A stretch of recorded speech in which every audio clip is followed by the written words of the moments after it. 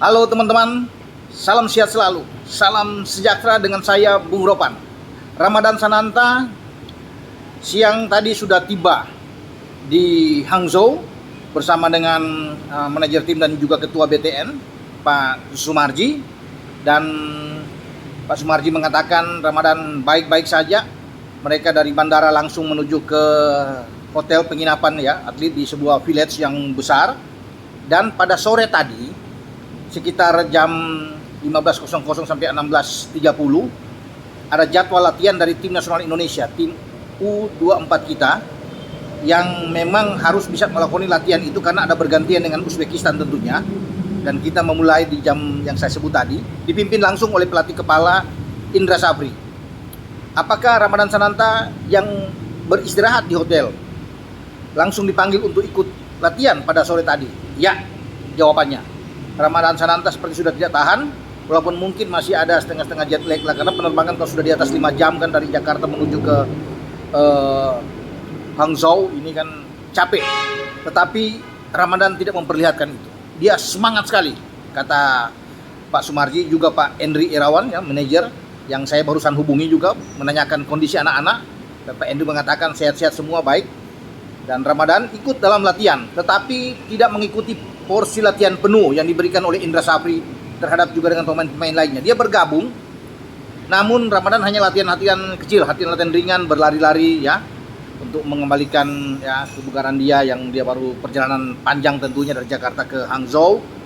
Sehingga Indra Safri tahu bahwa tidak boleh memaksakan Ramadan ini, tapi dia sudah ingin untuk ikut berlatih.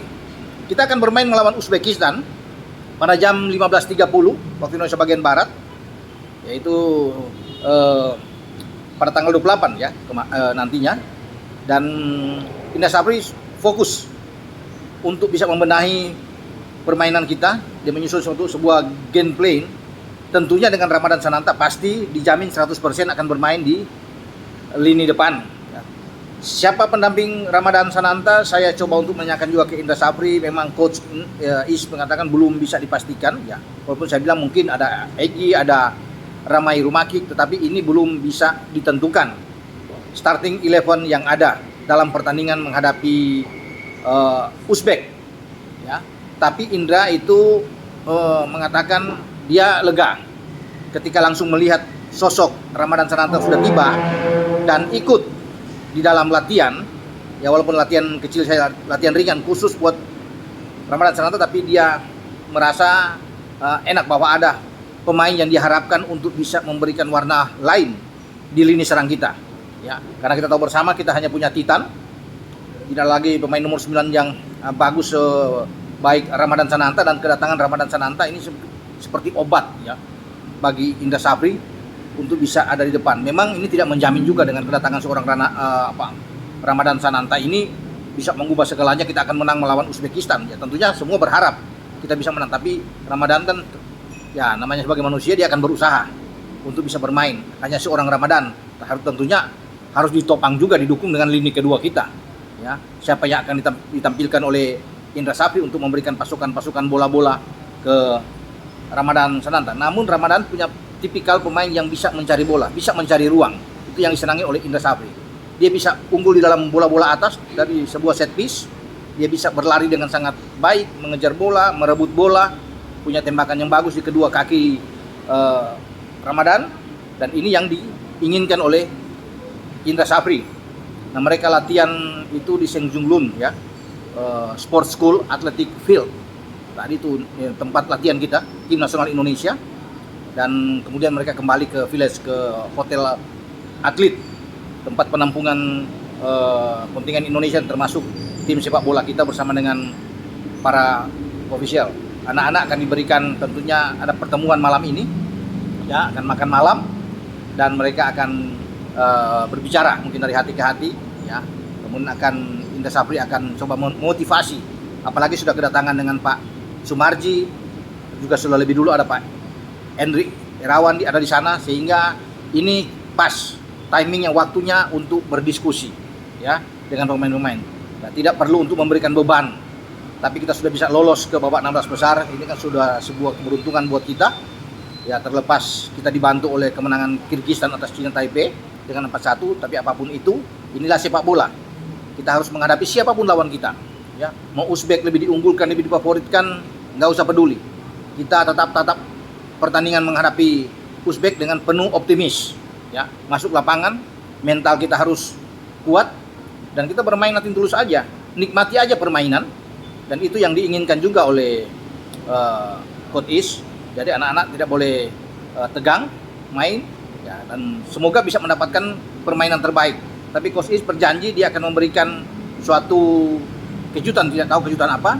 Tentunya dengan racikan dia skema permainan yang Coach Is sudah susun, sudah racik. Cuma saya kan tidak boleh untuk bisa menanyakan langsung, sudah beberapa kali saya tanya, tapi ini memang menjadi rahasia bagi Coach Is, tapi dia jamin untuk Ramadan sudah bisa mendapat satu tempat. Hernando Ari dijamin akan berdiri di bawah Mister. Rizky Ridho ini akan bermain. Andi Setio itu akan bermain. Tinggal mungkin di posisi kanan, tidak tahu apakah Robi Darwish dimainkan lebih awal atau Bagas atau Haikal di posisi kiri.